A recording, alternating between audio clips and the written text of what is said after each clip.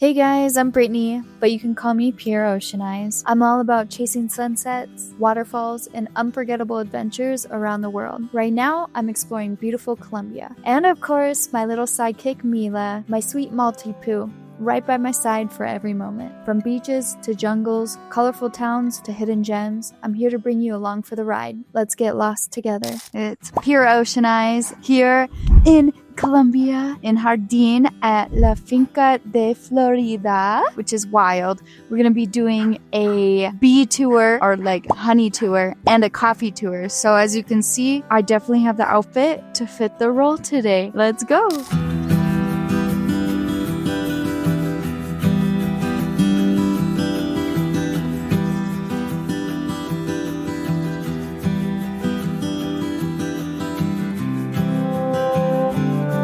We are collecting beans today. We got our baskets. Guys, this is for real. This is not fake. This is what really goes down here in Colombia. No joking. So we put this around our waist here, and we're gonna start picking some beans in a couple minutes.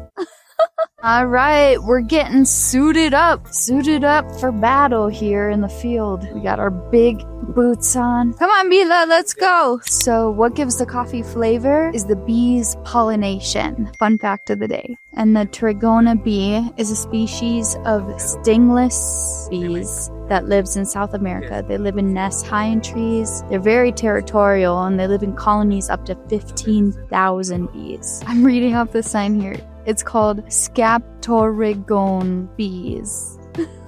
It's the most bees I've ever seen. So this is actually their beehive, and the size of the colony is 5,000 to 8,000 bees in this. That's wild. Wild. Let's continue. So this is the paratrigone bee, and it actually produces 1,000 yellow translucent of great antibacterial and antifungal capacity. I hope that translation was correct. Sometimes the Spanish to English translations are a little altered, but that's okay. We're in Colombia. Colmena de abejas is a bee colony. Here's another variation of a bee. They're so tiny. I'm so used to bees being big and sting people, but out here, the variations, a lot of them are stingless. They're very small. Living in colonies of up to 60,000 bees. So from the bean all the way to that, it takes 6 months to grow. All right, so at 12 months, will the plant start producing the flower? And then at 18 months, it'll start producing the coffee bean right here, little tiny bean, and it'll grow, and the plant will last anywhere from 5 to 7 years depending on weather conditions. There's few far in between at the moment. Obviously, you can see behind me they hacked a bunch, and so I think they've collected the harvest already. So I see a bean. You don't want to pick the green ones, you want to pick the red ones, and I actually found one red bean. The green are not ripe yet. The red ones are the ones you want to pick. So I'm gonna pick this red bean, our lucky red bean. Lucky red coffee bean. We collected some coffee beans. So behind me you can see where they've cleaned up the land so they can harvest new plants, just like in America on a farm. Some B-roll, some feet action, some dirt. All right.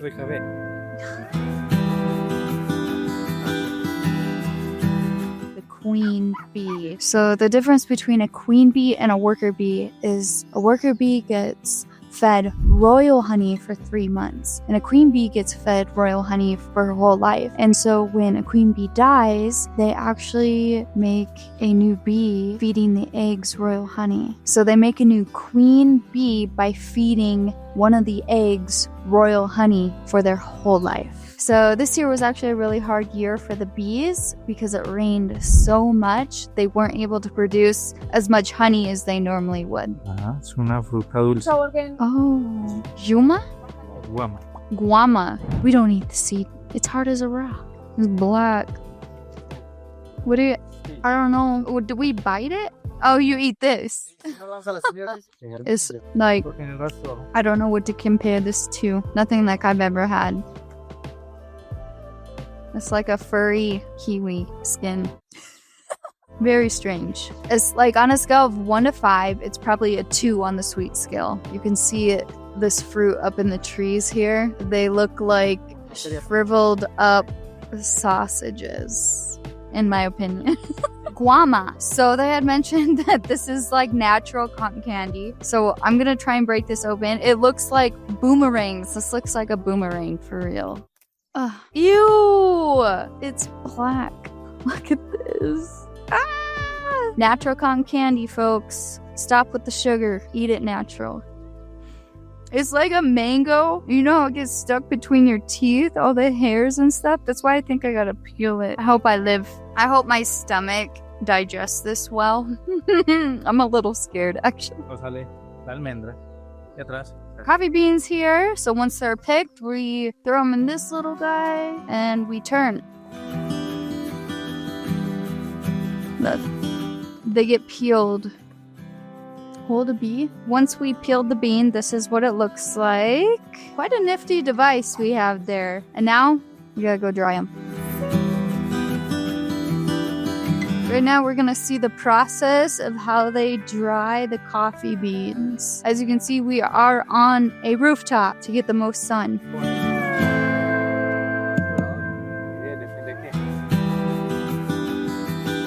All right, so it takes about 2 weeks for the beans to dry, and they have to move it around every hour. Shift the beans every hour, every day.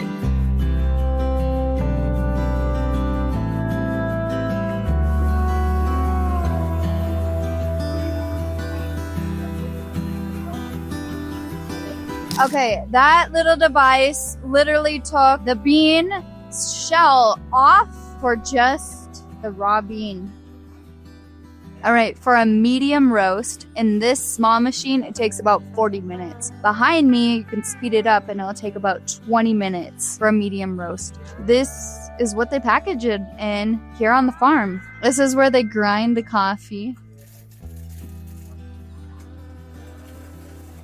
That's where they ground the coffee. And then they package it right in this little package. Cafe Organico, Florida. 100% Colombian coffee, folks. They also have other products here. Honey. It's a honey farm. All different types of honey. Y a los 21 días nace una abeja obrera, alimentada de miel y polen. Pero la necia es una reina. Entonces la vamos a cambiar.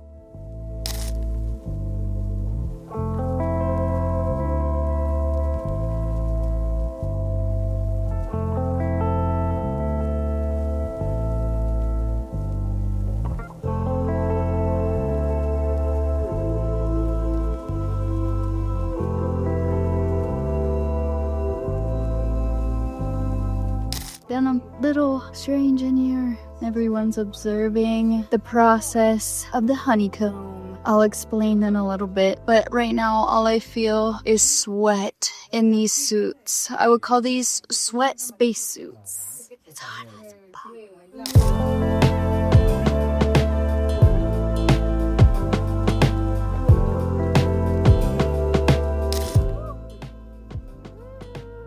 It's honey beer. Hembras, ellas son hembras obreras, hembras imper. Los zánganos son los machos fértiles de la colmena. Y la reina es la única hembra fértil de la colmena.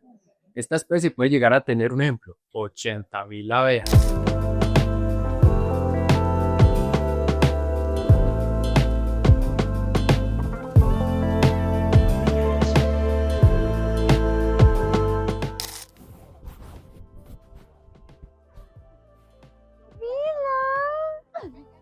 Mila baby, cutie. All right, we just finished a nice educational talk about the bees and the honey, and it was so cute. They gave Mila a nice cute little bee outfit. Isn't she so cute? She's the queen bee. Buzz, buzz. But yeah, we're suited up right now. Obviously, we need to be protected from the bees. So we're gonna go adventure. I'm not sure what this is gonna be like. I've never done this before. Just following suit. So the owners want to get pictures of our dogs before we go on the honey tour. Oh my goodness. ¡Qué cosa tan preciosa! Oh god. We got our gloves on. We walk down the hill to this area. Be an example of discipline. Save the bees. Salvemos las abejas. Whew. They had mentioned that it's really hard to distinguish between the real honey that comes from these farms versus what comes from the labs. So it's very hard to distinguish. As a consumer, what's real and what's fake in the stores. And so you'll notice some labels lie. It says it's organic and it comes from a lab. And like people can put anything on the bottle nowadays. You think they can't and they have to go through the process, but people lie. And so to get real organic honey and you know exactly where it's coming from, you gotta come to the farms. All right, so fun fact, all of humanity will be extinct in 2 years if it weren't for bees. Another fun fact is black and red are very threatening to the bees. That's why we wear bright yellow colored suits so it's not a threat. Come on, it's a church of bees. Go down, go under. Look what they're doing right now.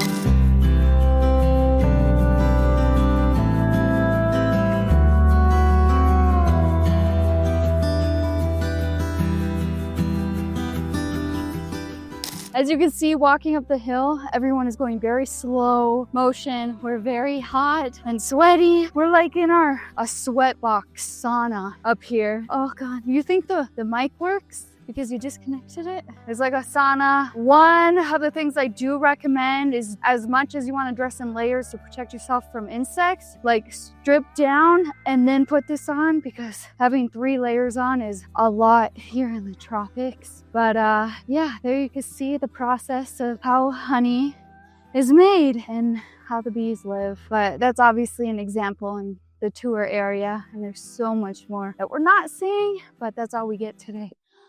And we're going up like a freaking 90-degree hill right now. That's why I'm breathing so hard. All right, we just finished our bee tour. And here you can also stay in their magical huts in here. You can come through all the vines. It's so beautiful, very magical as you step in here. And there are beds. You can stay in 1, 2, 3, 4, 5, 6, 7 people. There's a bathroom in here and you can just enjoy the views. You don't have to just stay for a couple hours. You can actually stay the weekend out here. Marmalade and honey. Oh, the marmalade is made of honey. The marmalade is cherry tomato. All right, and here we have pollen, which is which has tons of nutrition, has 23 amino acids, so it's super good for the body. It's great medicine. And do we just eat it? Like just lick it? I've never had this, just plain pollen. Is this pollen?